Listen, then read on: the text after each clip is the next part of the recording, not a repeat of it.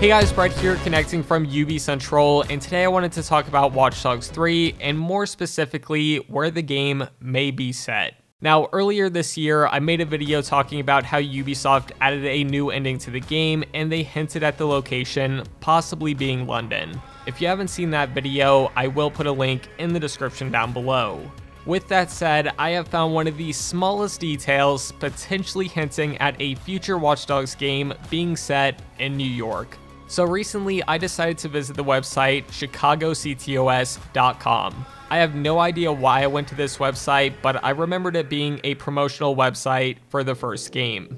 Anyways, after I went to it, my first reaction was, why in the world is this website still online? There's probably one person visiting this site a month. It just doesn't make any sense to keep it running. However, I started looking into the site even further and found something pretty interesting. There's literally a map showcasing where the CTOS is. As you can see, there is Chicago and then the Bay Area. Both of these locations have a very large CTOS presence and have had games centered around said area. But there is still one area that is even more impacted, and that is New York.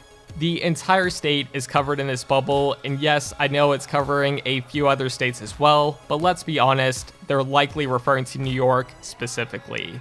As you all probably know by now, I would personally like to see Watch Dogs set in New York. I think it would be amazing to black out Times Square, have really harsh winters in-game, and not to mention the NYPD trying to take down hackers can make a really good story.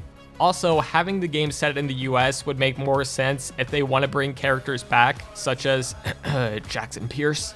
However, I also think London is a good option as well. I know some people are really tired of games being set in the US, but I really feel like New York would be perfect for Watch Dogs. Anyways, I thought this website was really interesting because, well, it's still online 3 years later, and there's also California on the map, which we ended up going to. So it's possible that the next game or a future game could end up in New York.